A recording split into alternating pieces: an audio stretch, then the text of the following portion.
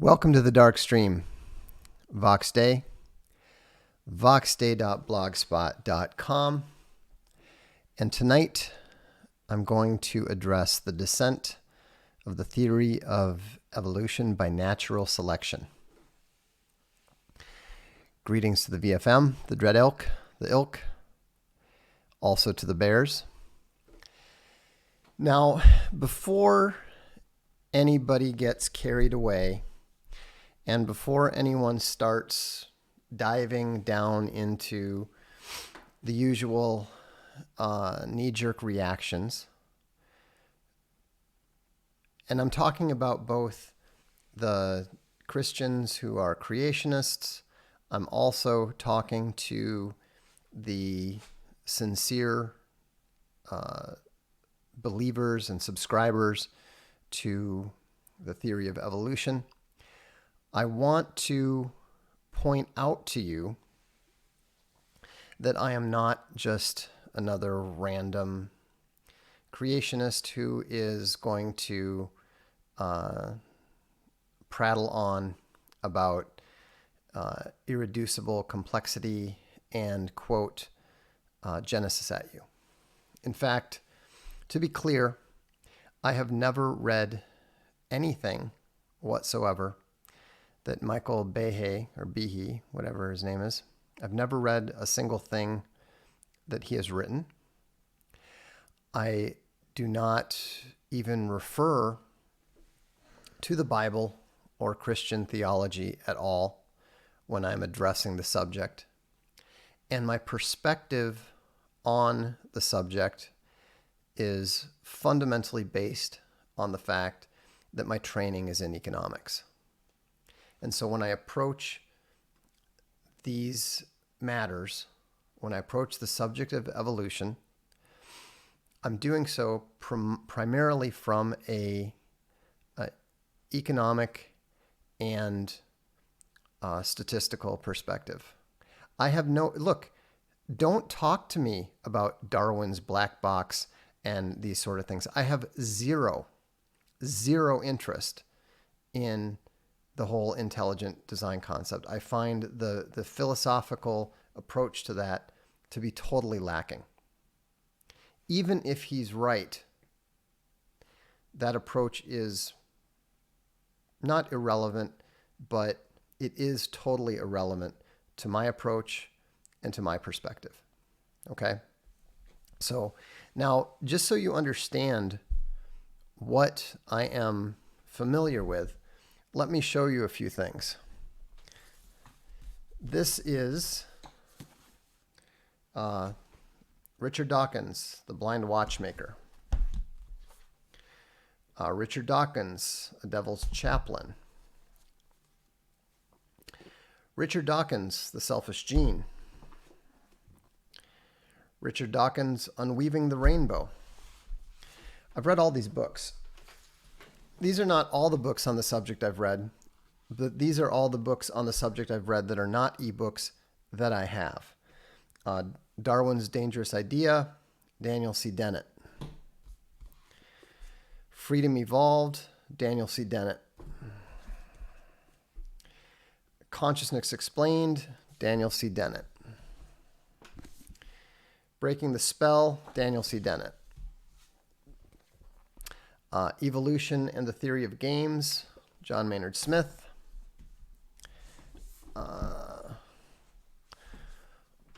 Moral Minds from Mark D. Hauser, graduated from my old school, Bucknell University.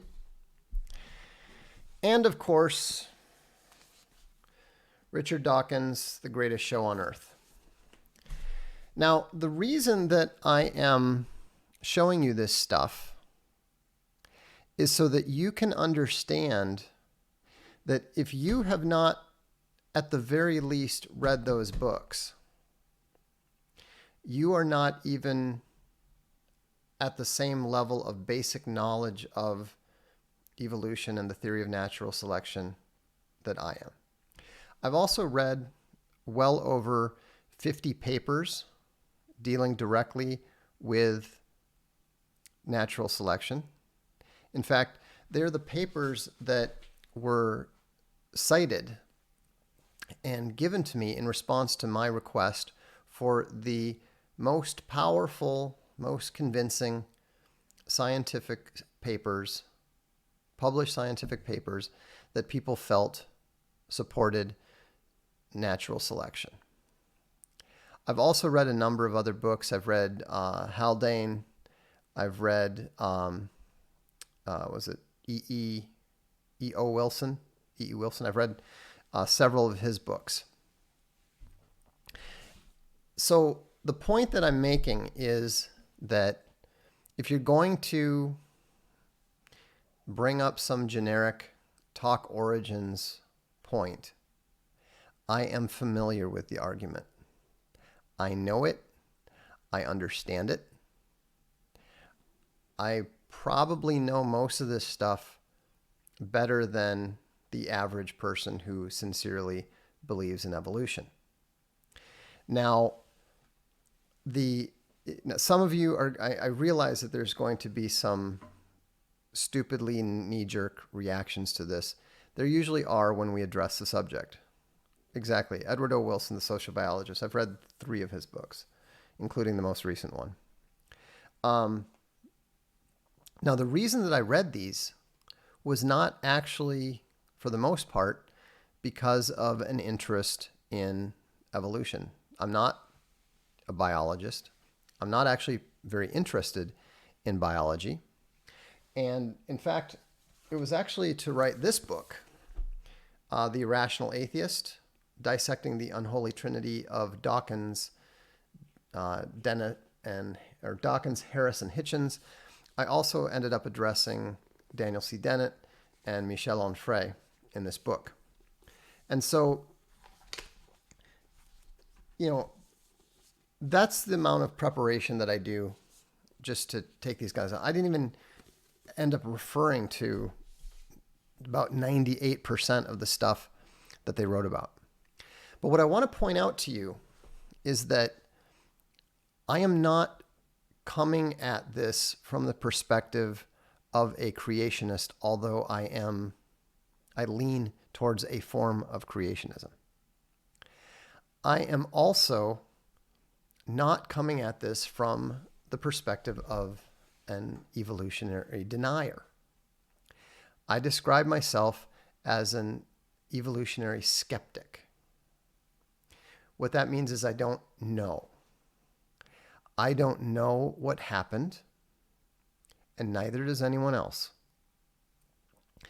And I'll explain, when we look at evolution, when we look at history, when we look at past events and we try to explain them, that's not a scientific effort.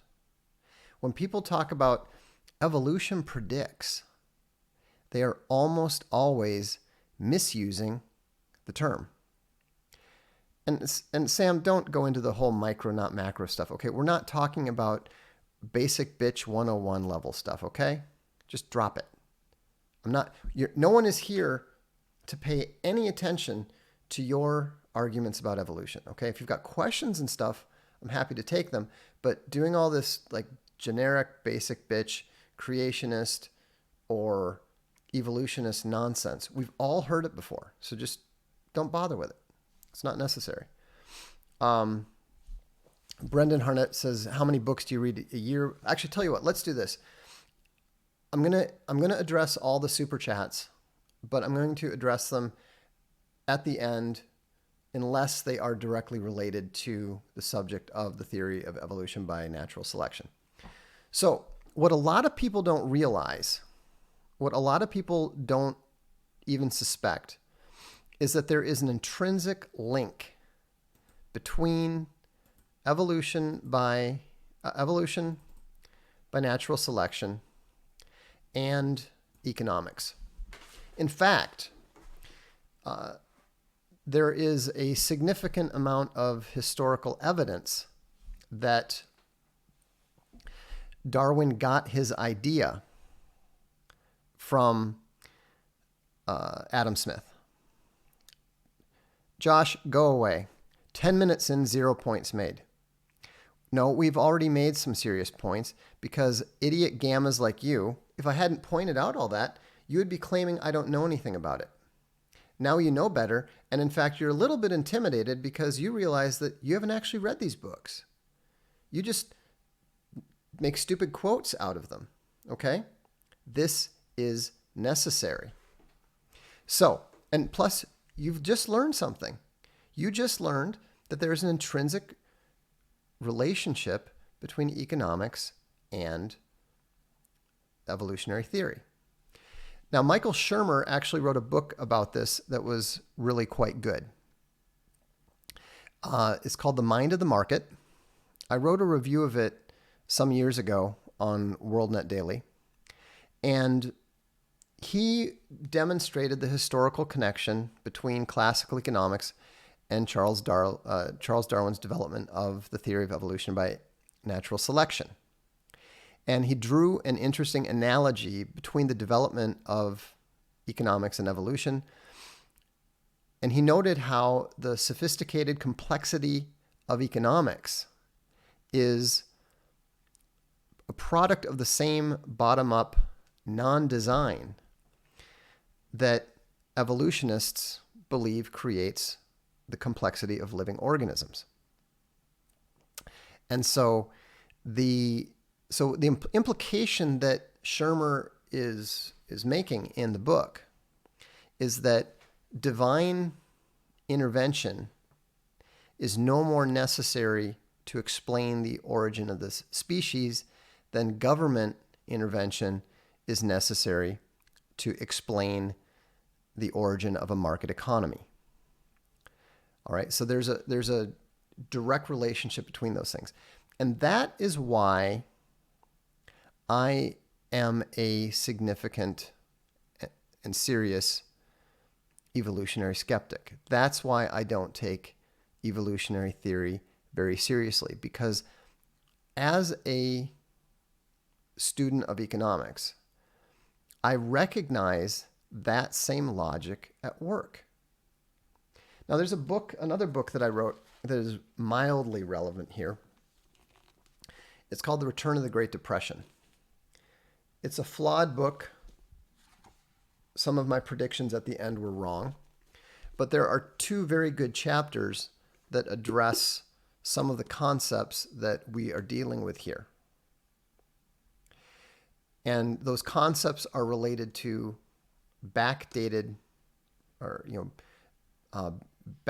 predictions, back-tested, I should actually say back-tested non-predictions, and the significance of very small errors and epicycles.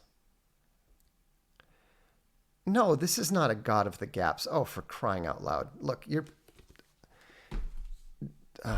okay. Don't ask stupid questions like that, okay? Understand that most of what I'm going to say is stuff that you haven't heard before, that you don't know before. How many of you had any idea that there was a direct connection between economics and evolution? Not very many, okay? I mean, it doesn't even potentially have anything to do with it. So again, don't ask stupid questions. I find it irritating. I'm not going to ban you tonight because I'm expecting a fair number of stupid questions, but c'est la vie. Okay, so we look at the way that order spontaneously forms in an economy. And then we look at the way that order naturally forms in a species. Okay? And so the problem, though, is that what Shermer is saying and what he relies upon here is that neither God nor government is needed to explain the phenomena, to explain the complexity. And so what he writes about is, he said, in their stead, natural selection and the invisible hand explain precisely how individual organisms and people, pursuing their own self-interest in their struggle to survive and make a living, generate the emergent properties of complex ecologies and economies. As we shall see, ecologies and economies are complex adaptive systems in which individual particles, parts, or agents interact, and so on and so on. And so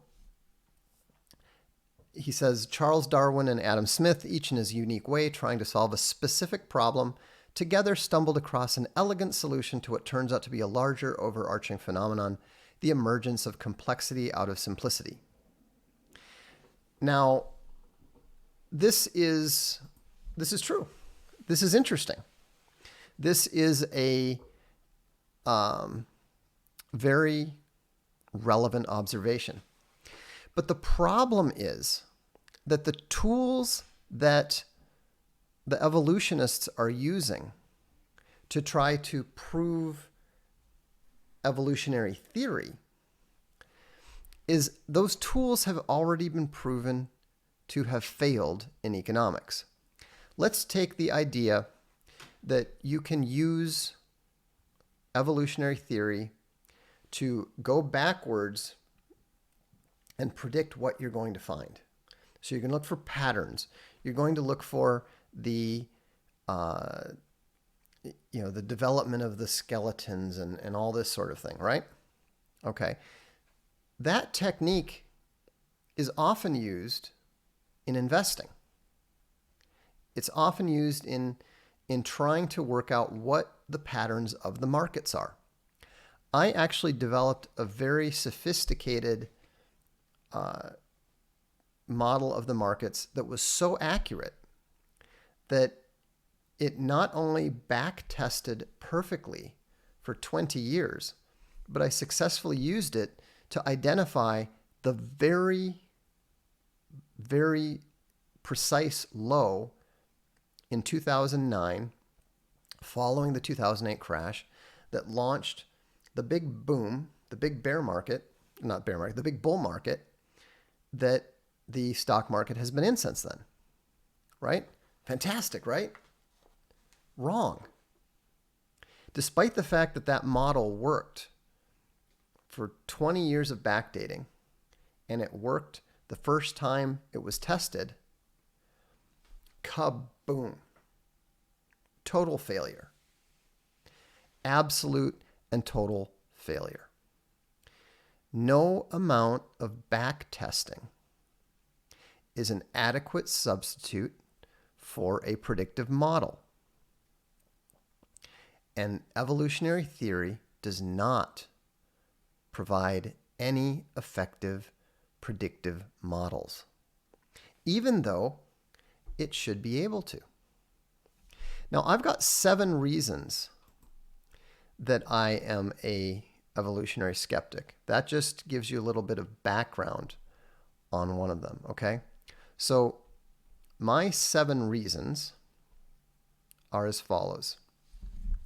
First, the evidence for it does not exist.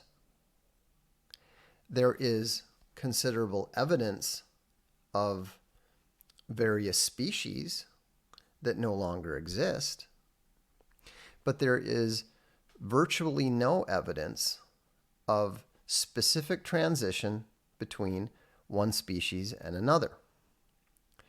Second, the historical timelines that purportedly support the back-tested theories are dynamic. And the level of dynamism, the amount that they change, is so great that it is impossible to ascribe any value to them whatsoever. Let me give you an example. In 2014, I'd have to open up a different file just a moment. In 2014, they were beginning to start working on something that I drew attention to about 5 years before that. And it was interesting because I was involved in a minor debate with a biologist about evolution. And he was really confused. He didn't understand the significance of his inability to answer my questions. I had a very, very simple question for him.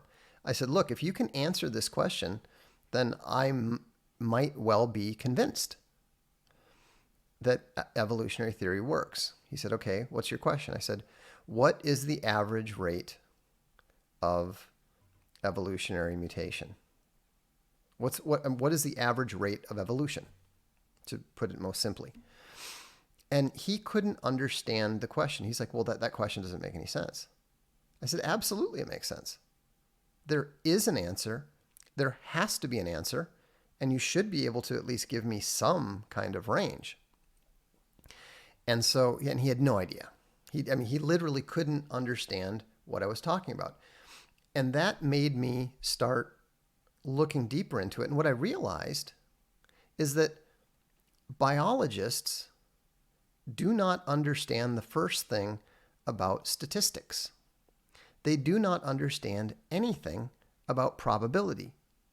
What you need to understand is that, somebody just said they don't have the data. That's true, they don't have the data. But even worse than not having the data, they don't even have the educational background to begin to understand these issues. I actually went and checked. I checked a number of the Ivy League schools. I checked Stanford. I checked a number of other programs. You can go all the way through. If you get your PhD in biology, you will go all the way through, and you might take calculus, and you might take one beginning level course in statistics. They are not even a PhD in biology does not have the mathematical background of the average bachelor degree holder in economics, much less somebody who's actually doing math. They have no idea even how to understand these issues. They don't even understand how the statistics relate to their theories. They don't understand the significance of what the probabilities imply for them. Benjamin Agrignon asks, have you heard of John Milton's influence on Darwin? Darwin was, in a sense, creating a Victorian attempt at theodicy. Yes, I have. That's true. And that's why there's always been this religious aspect to it. Cave Bear Chris says, I've noticed that the terms evolution and nature have become secular substitutes for creation and design. The fact is that they believe that in Darwinism as a secular religion, it has nothing to do with science. I wouldn't say it has nothing to do with science, but it has very little to do with it. Anyhow, so let's go on. So what we were talking about with the rate of evolution is we were talking about speciation. What is the rate? I wasn't asking just about speciation, but the way that scientists address this issue of the speed of evolution is they refer to speciation. Now, this is slightly nonsensical for reasons that I'll explain at some point, possibly not tonight, but we'll just run with it for now. Okay, so in 2014, in a piece called Human and Chimp Genes May Have Split 13 million years ago, it was determined that the ancestors of humans and chimpanzees may have begun genetically diverging from one another 13 million years ago. This is key. More than twice as long ago as had been widely thought. Okay?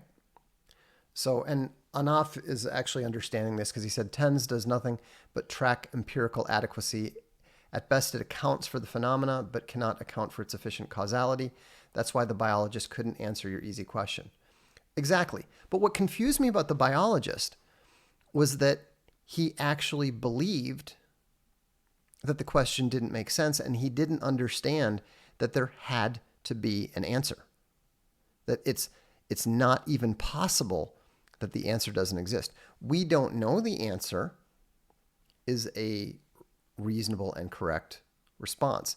But to say that, well, that question doesn't make sense, or there is no such thing, both of those answers indicate that the biologist doesn't even understand what he's talking about. And so, so keep in mind, the ancestors of humans and chimpanzees began genetically divulging 13 million years ago, more than twice as long as had been widely thought. And then they explain how they've calculated this. And it's all based on statistics. The researchers found that humans and chimpanzees share very similar mutation rates. Hold that thought. And from this data, the team were then able to calculate divergence rates. Our results indicate that human and chimp ancestors' genomes would diverge by about 0.1% every million years.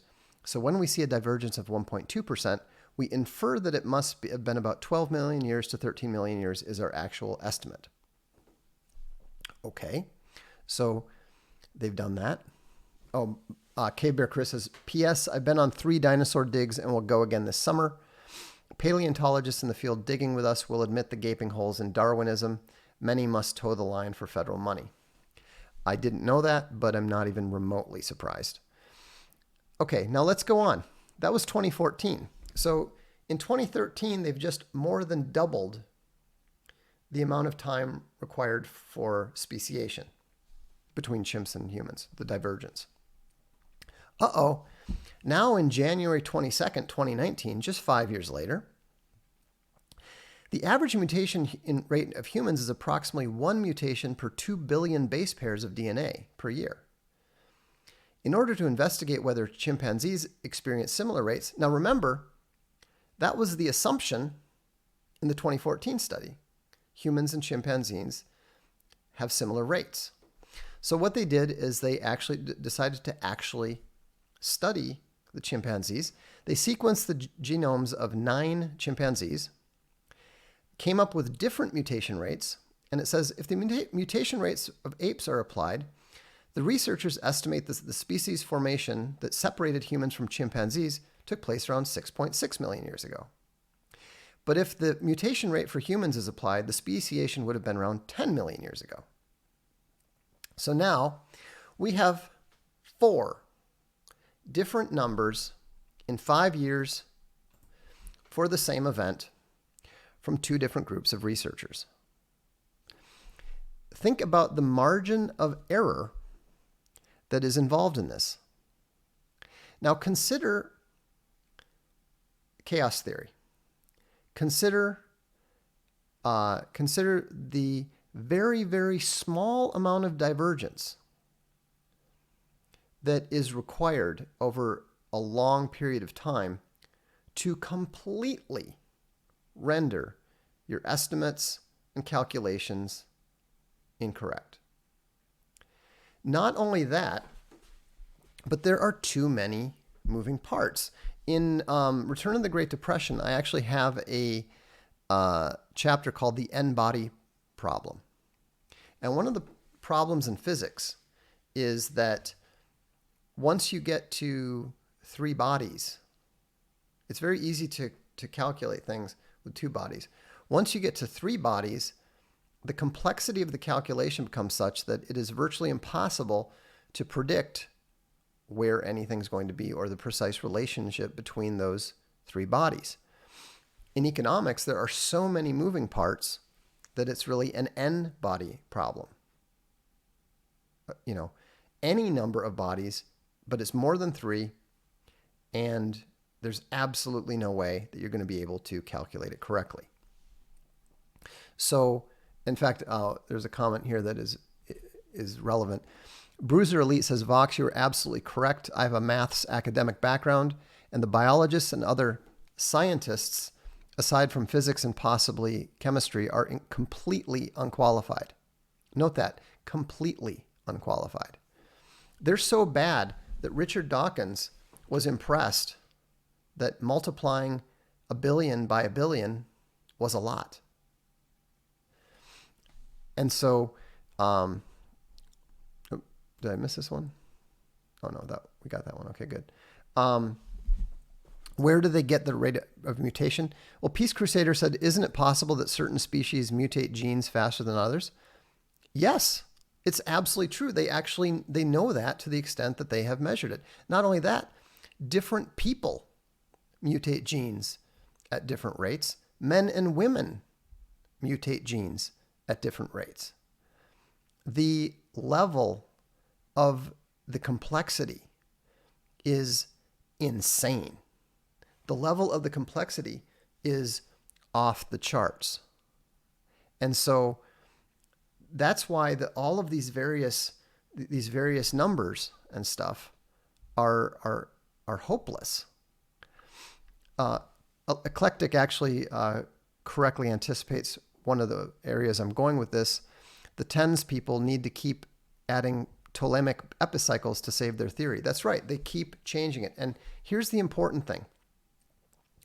Whenever you need to keep tweaking and modifying a theory, it's wrong. This is something that we know from the history of science. Whenever you have a crude theory often looks reasonable. A lot of people don't realize, they talk, people thought that the sun revolved around the earth. Well, it was reasonable for them to believe that. Based on the available evidence, it did look like the sun went around the earth. You could build a reliable predictive model on that basis, and it worked. And the Ptolemaic system actually worked, and people were able to predict the movement of the planets. They were able to predict the various seasons and that sort of thing with this incorrect model. So, but what did they have to do once more and more information began coming in? They needed to start modifying the theory with all these epicycles. Well, maybe instead of just, rotating this way, it's also spinning and, turning on its axis they had to come up with all these complicated additional explanations, different tweaks to their core model in order for the model to continue to explain the evidence. And when you see that happening, that is a very, very strong indication that the core model is fundamentally incorrect. And that is what we have been seeing ever since genetics were discovered. That's why they don't actually talk about Darwinian theory anymore. The correct term is the neo-Darwinian synthesis, because the original Darwinian theory was in contradiction to the Mendelian theory of genetics. And in fact, there were plenty of people saying that Mendelian genetics was wrong. Reckoning said, debate JF on Evo. I don't think that's a very good idea. We had enough difficulty with the Israeli intelligence issue. I don't think that getting into math relating to probability and chaos theory is going to work very well. So, Peace Crusader says, but we don't have a core model to model the stock market correctly. That's correct. Does that mean market economics are wrong? Well, it depends. What are you talking in relation to what? I've proven that free trade theory is wrong. And you need to keep in mind, I'm accustomed and I have proven my ability to dismantle theories that are widely accepted that are older than the theory of natural selection. Now, going back to what we were talking about with regards to the epicycles, consider this. Do you understand that the theory of evolution is no longer the theory of evolution by natural selection? This is actually what it is more correctly described as. I'm going to go ahead and use Richard Dawkins' term just because it makes me laugh. It is now more correctly described as the theorem of evolution by probably natural selection, sexual selection, biased mutation, genetic drift, and gene flow. And so what those things are is evolutionary epicycles, because natural selection cannot account for these other observed changes to the genes. Anaf Habab says, adding auxiliary hypotheses to your theory to rescue it again and again. Popper's student Imre Lakatos did more than enough work on that area to show that when that point is reached, the research program is likely dead. That's absolutely true. The mere fact that they are having to add gene flow and sexual selection and bias mutation and so forth to the theory means that the theory is functionally dead. But not only that, the theory's irrelevant. It's totally irrelevant. People say, oh, it's the basis for biology. No, it's not. Nobody uses evolutionary theory to do anything. They certainly don't use it to predict anything. That was another question that I asked the biologist. What is the next stage in human evolution? He said, well, what do you mean? I said, we know that there is pressure, there's fitness pressure. We know that there are mutations. So which of those mutations are going to be, what potential mutations would be favored by the fitness pressure in our changing environment? And he said, well, we can't know. So why is evolutionary theory important then? We can't use it. It can't provide us with any predictive models. He was understandably stumped by that. Let me go on to my next point here, which is that, where did I put that? I really should have organized this a little. Okay, here we go. Third, evolution is a complete failure as a predictive model. They don't even try to use it as a predictive model. There's nothing that is useful about it, except sometimes in a simulation. Ironically, I'm one of the few people who has probably used it in a way because we used a forced test bed in order to evolve our combat AIs for Rebel Moon Revolution. Fourth, this is related. It is scientifically and technologically irrelevant.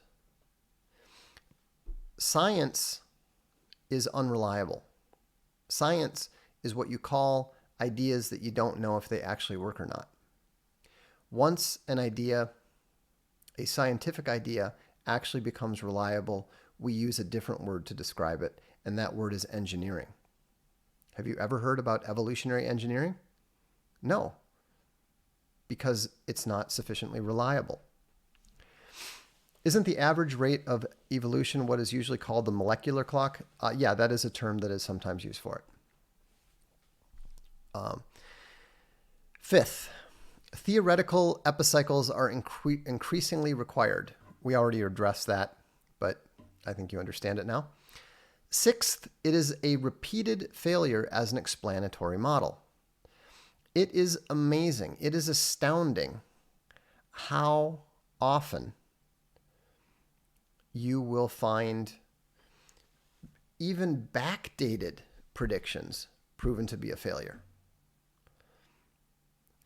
The best that they've ever been able to do is to cite that, well, one guy claimed that something, a mammal, I think it was E.O. Wilson actually, if there was a mammal that evolved like an insect, then it would have these characteristics. And then someone else said, oh my gosh, you're describing the naked mole rat.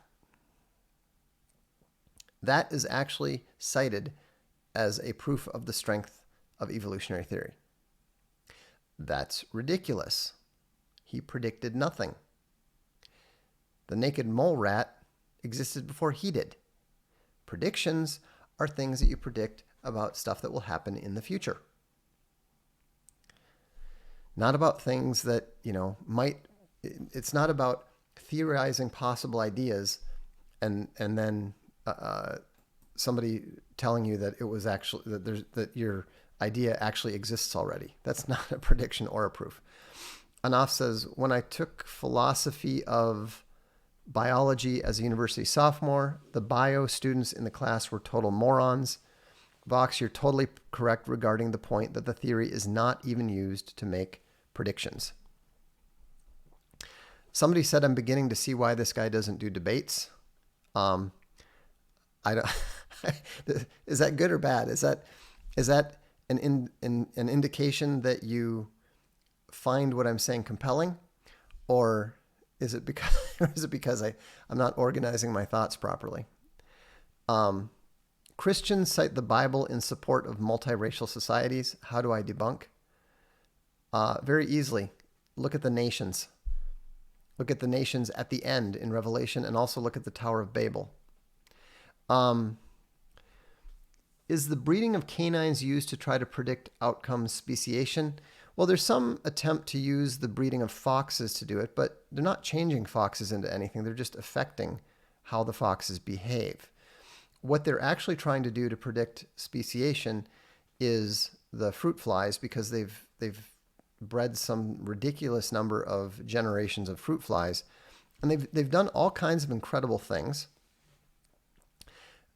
But the one thing that they haven't been able to do is to turn a fruit fly into something else. They've got fruit flies without eyes. They've got fruit flies without wings. They've got fruit flies with a leg coming out of its head instead of an antenna. But what they haven't done is been able to get it to turn into something else. It doesn't work. And so, and then my seventh reason for being an evolutionary skeptic is, wrong one again. There we go. There is a very, very, very long track record of scientific fraud attached to evolutionary theory. It's nonsense. It's total nonsense. Now, again, I am not saying that it is absolutely and utterly ruled out. I am a very strong skeptic. I'm a much stronger skeptic than I was when I started. And yes, Vox, what do you think about red blood cells found in dinosaur fossils? Well, I think that's another indication that the timeline of dinosaur extinction is hopelessly, woefully off. That shouldn't even be possible according to their theories. But when you look at the number of epicycles that have been added to the theory, when you look at the amount of fraud, when you look at the total incompetence when it comes to statistics and when it comes to calculations, there's no way that this should even be taken seriously. It shouldn't be taken any more seriously than astrology. TB88 says, early depictions of evolution emphasize the progress narrative, and that's what hooked people. But today they says Evo is a meaningless blind process. Right, but in both cases, they fail to understand that the statistics and the probabilities are so low that it's simply not credible. I'm actually working on putting together a model that I will put into an app that will let you punch in, the number of generations and mutations required in order to accomplish a theoretical speciation, and will show the probabilities of that. And you will see that there is no chance. See, what a lot of people don't realize when they talk about mutations is that they don't realize that the mutations come first, not second. A lot of the common misunderstanding of evolutionary theory, especially among kids, is that the mutations happen in response to the pressure from the environment. But that's not true. The mutation has to come first, and then after the mutation, it presumably gives the mutated creature an advantage that is so great that it is able to out-reproduce the non-mutated versions. But the reality is that that's just not the case in most circumstances, and they don't even test it. It's not that difficult to test. For example, they talk about how there are that polar bears are white because of the snow. Now, obviously, polar bear fur is actually transparent. They're not white, but they reflect the light, or I can't remember exactly what it is. But regardless, the idea is that if you paint a polar bear pink, that it will be at a reproductive disadvantage such that pink polar bears will no longer exist and they'll all become white. Now, this would be really easy to test.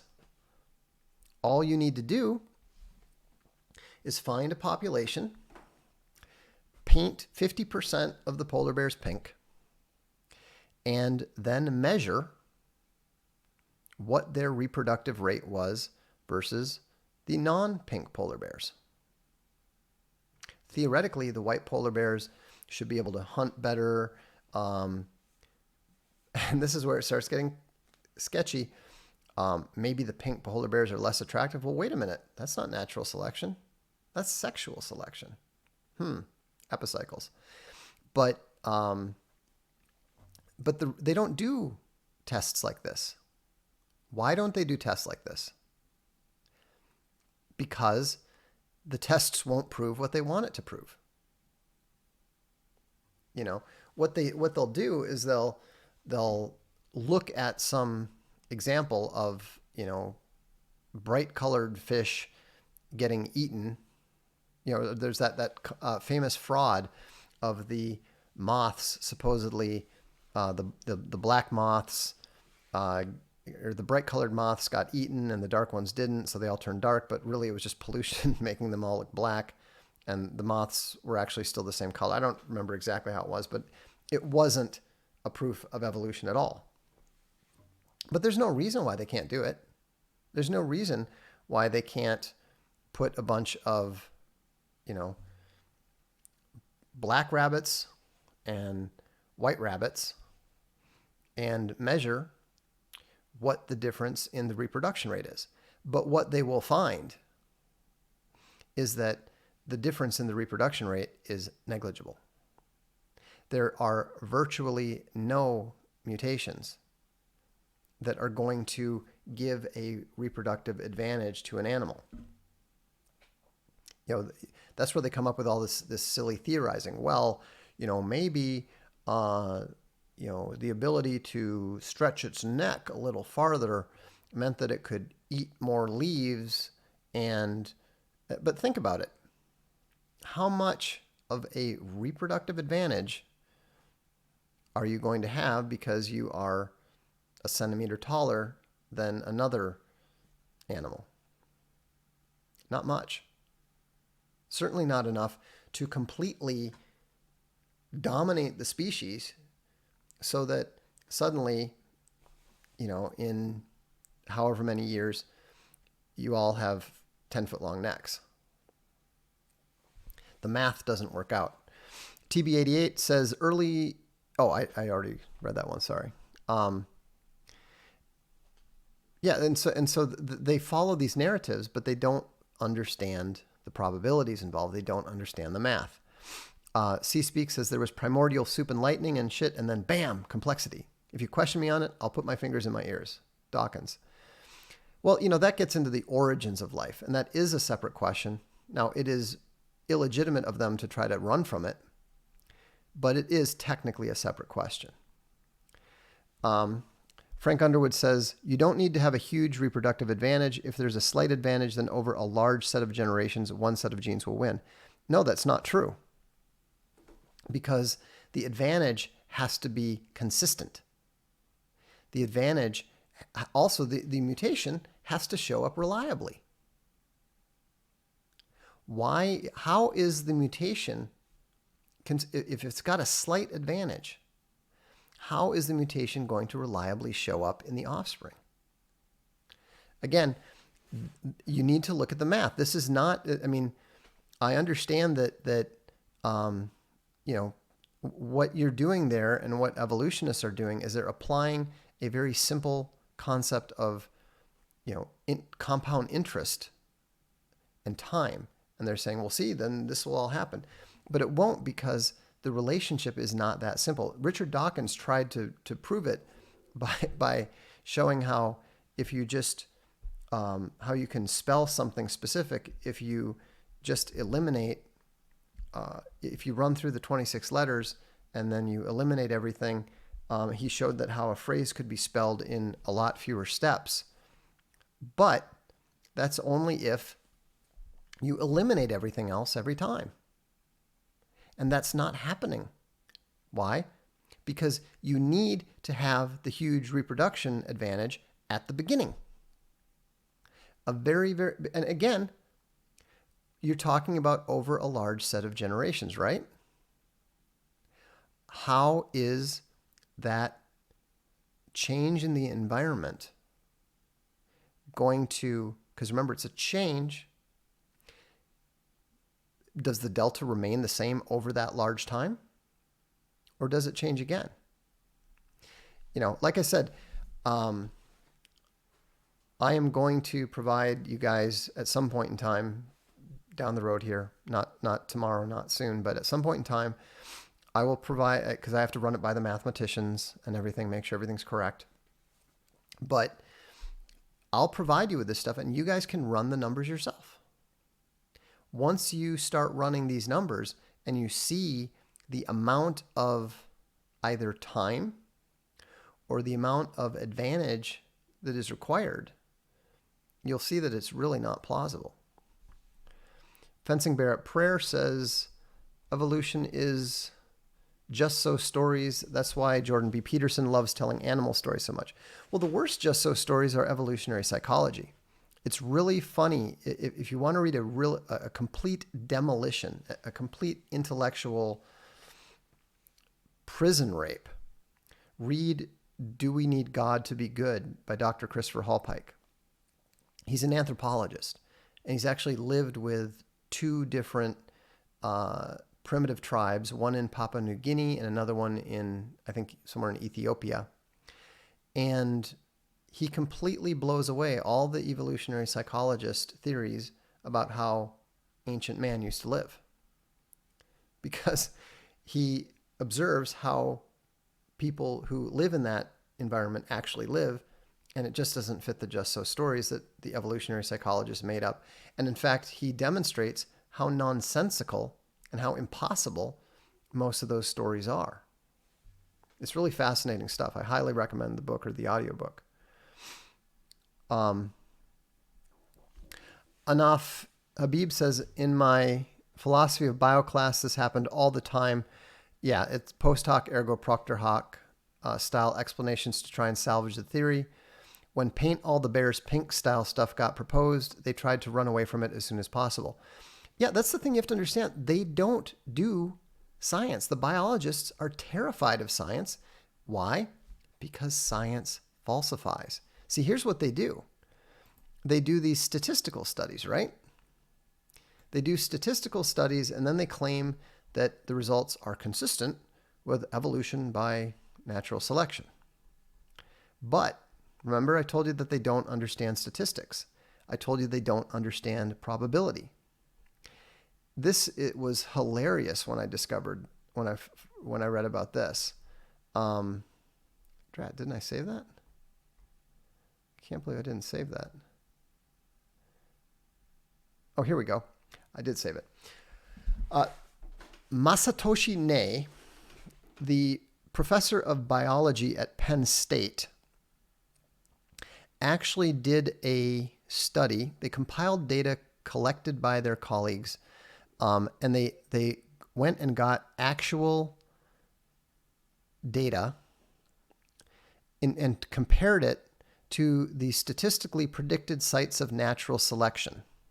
Okay, so what that means is that one group had done a bunch of studies, simulations, in order to look at whether natural selection had been at place in the gene. So these were statistically predicted. It was based on the biologist's study of, it was based on the biologist's study using simulations. They found that the statistical methods rarely predicted the actual sites of natural selection. Because remember, this is just a change. They didn't evolve into anything else. He said, this particular exercise demonstrated the difficulty with which statistical methods are able to detect natural selection. In order to demonstrate how small sample sizes lead to incorrect results, the team used computer simulations to examine the evolution of genes in 3 primates: humans, chimpanzees, and macaques. The scientists mimicked the procedures used by the authors of a 2007 paper, which found that the method predicted selection in 32 of the genes. They studied selection using the exact test and did not detect any selection. The results indicate that the number of nucleotide substitutions that occurred were too small to detect any selection. Therefore, all of the 32 cases obtained by the branch site method must be false positives. These statistical methods have led many scientists to believe that natural selected acted on many more genes in humans than it did in chimpanzees, and they conclude that this is the reason why humans develop large brains and other differences. But I believe these scientists are wrong. And remember, this goes back to the whole thing we were talking about before, about the differences between human and chimp mutation. The differences that they are talking about don't exist. When they actually tried to do real science, they falsified the statistical science. Ney said that to obtain a more realistic picture of natural selection, biologists should pair experimental data with their statistical data wherever possible. Remember, biologists don't actually study statistics. But this is what their entire science is based on.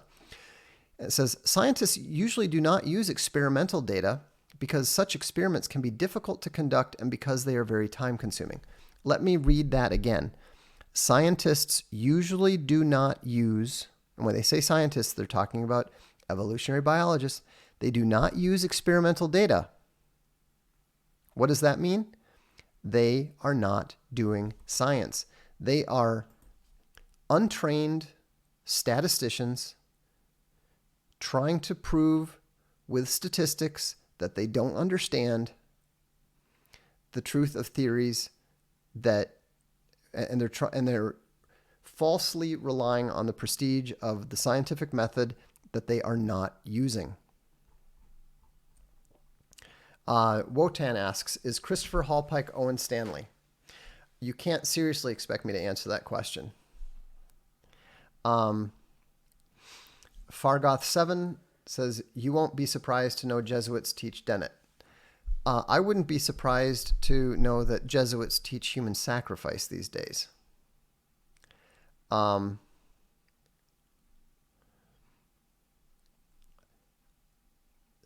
News says most Christians accept evolution now. Yes, and lots of Christians also think that Jesus was a refugee. Just because they're Christian doesn't mean that they're not wrong.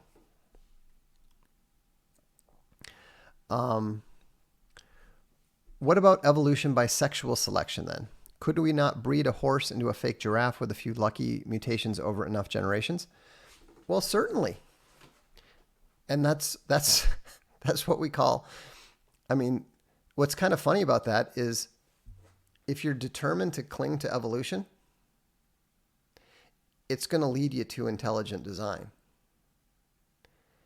I mean, it's going to lead you inevitably to intelligent design.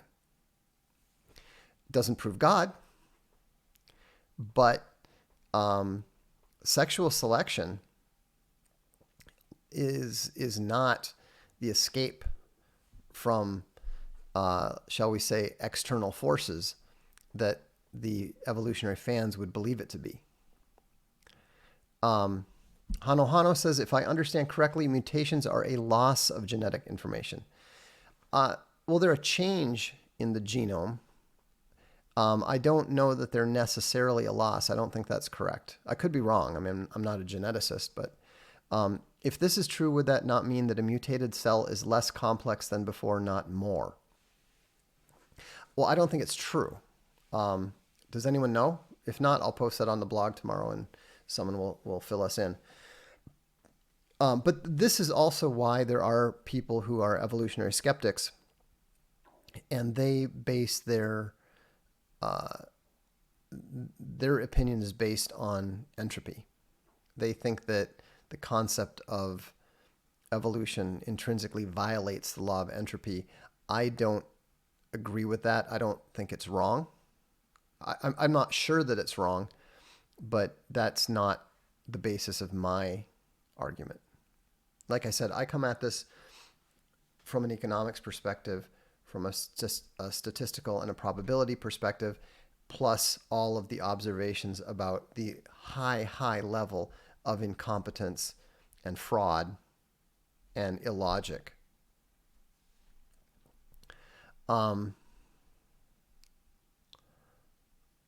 Let's see.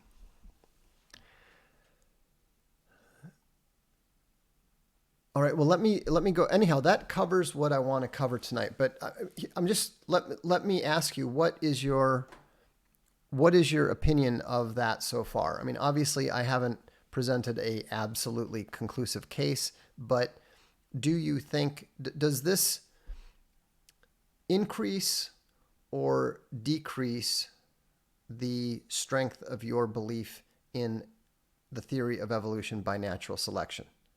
I'm just curious. A lot of the stuff that I've told you is new to you, so I'm just curious to know if this has had how this affects your thinking, if at all. I like Super Adam's honesty. It's all above my pay grade.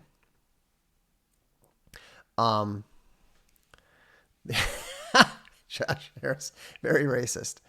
Well, here you. Oh no, let's say that. Let's go ahead and point out something that is intrinsically racist about evolution.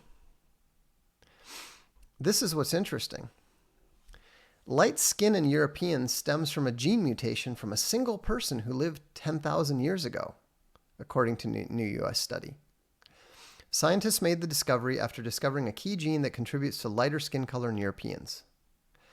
One amino acid difference in the gene SLC24A5 is a key contributor to the skin color difference between Europeans and West Africans.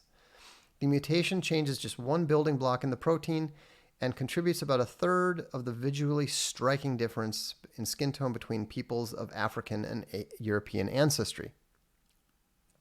So you know what that means? It means that lighter skin means you are more evolved than someone with darker skin. It doesn't get much more racist than that. Evolutionary theory is absolutely and utterly racist. Evolutionary theory literally claims that light-skinned Europeans are more evolved than dark-skinned people. So obviously, if it's racist, it must be wrong and it must be false, right? So anyhow, it's always funny because they try to say, well, no, but there's no direction, there's no target. Well, but that's not the point. The point is anyone who has that mutation, if the theory is correct, has evolved more than someone who doesn't. So anyhow, I just found that amusing. Let me get the chats here that I might have missed from the beginning. All right. And if you have any questions or super chats, please go ahead and do it now since we're kind of heading into the home stretch here. But thanks for your input. I was just curious to know whether this was stuff that you considered to be, over your head and boring or interesting or what. So it's always good to get some perspective on that.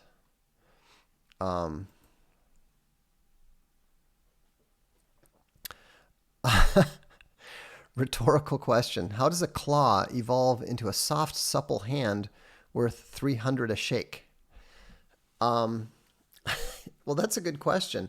I mean, presumably you would think that that there would be the grasping thing, but why would soft hands be more advantageous in terms of reproductive fitness than a claw? Um, let's see here. I should move this over. Okay.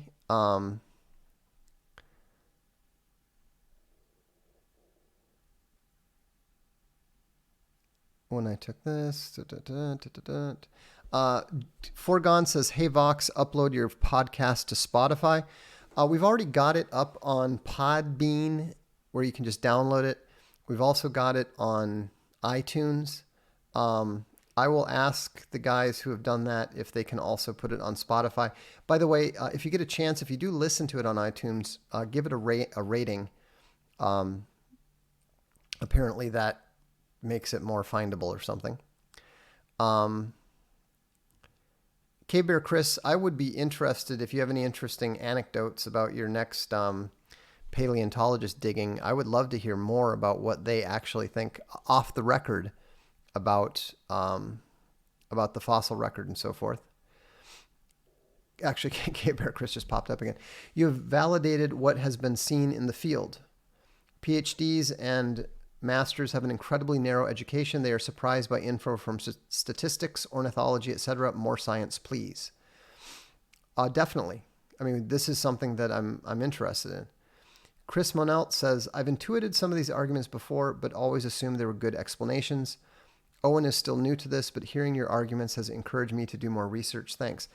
Do the research. Don't take my word for any of this. I mean, look at the actual facts. You don't need to take my claims seriously, but look at the questions I'm asking. See if you can answer them. I'm pretty confident that you can't. I have to edit the Dashing Rogue video. I'm going to do so, but I haven't been able to do it yet. Let's see. Oh, Brendan Harnett asks, how many books a year do you read, Vox? Normally between 50 and 80. Also, did you really move to Italy 20 years ago just for the pizza? No, not for the pizza per se. Actually, I frankly kind of prefer Domino's pizza to the real Italian pizza half the time. Although I do love the pasta and the wine. No, it's just, we had to, it was a now or never thing. It was literally, if we want to travel a little bit and see some of these places that we haven't seen, we had to do it then. And then we just never, we sort of like never moved on. C-Speak says, I don't want to give Dawkins any money for his books. Check LibGen. I think you'll find anything you might need to find there. The only question is with or without pineapple. That is not the only question left. That question is easily settled, and it is not with pineapple. Skybreaker88 says, do you have any books, authors, recommendations for 7-8-year-old girls? That's a little bit young for anything we publish. That's a little bit young. I've never studied the Spanish language, but we do spend enough time in Spain that I have at least learned the hola. The dog was doing really well, and then today he's been in some pain, and his paws are a bit swollen. So today was a bad day. Not a terrible day, but it wasn't a good day. Anaf Habib says, fantastic stream. I may be biased because philosophy of science is my area, but oh well. Yeah, I'm sure you've read the Thomas Kuhn. It's one of my favorite books on science. I think TENS is widely accepted today because philosophical education is in the gutter and midwits can talk more confidently. Well, yeah, but the main reason it's widely accepted today is because it is a weapon against Christianity. And that's what it's been used as for over 100 years. But that's one of the reasons why it's important for us to point out these obvious, major, gaping flaws in the theory, and hopefully in a way that average people can understand. I mean, most of you clearly had no trouble understanding this.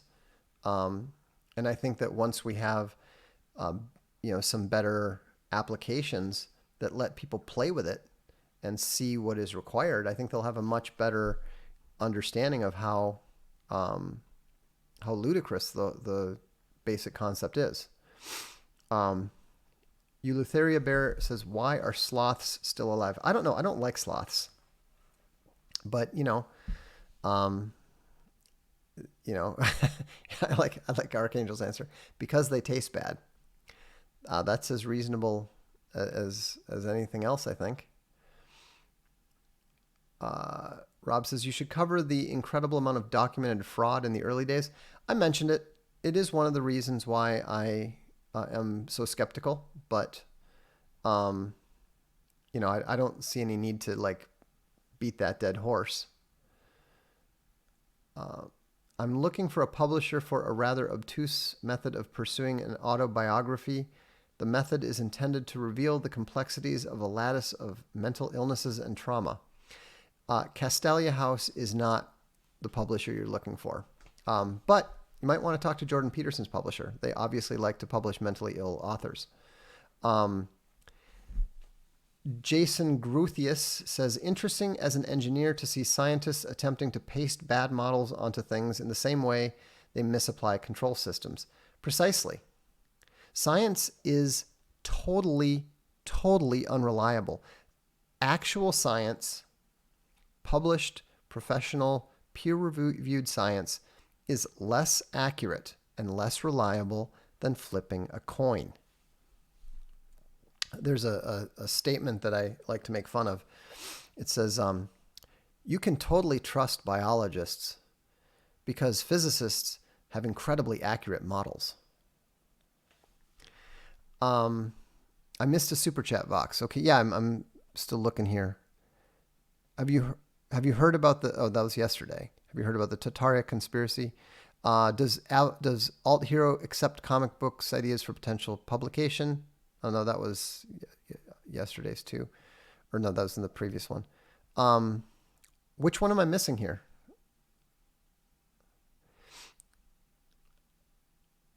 I don't have an alternate theory. I don't. That's irrelevant. You don't need an alternate when you're criticizing something. Trying to find the one I missed.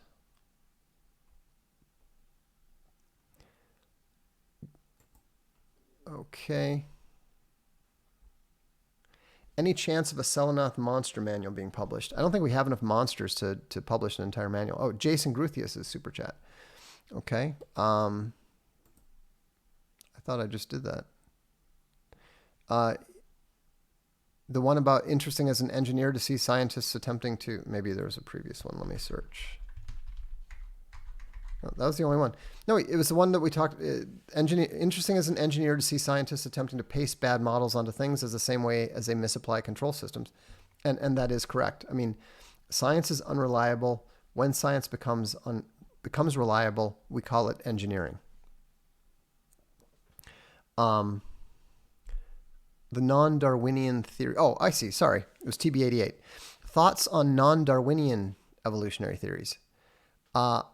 Like Lamarck.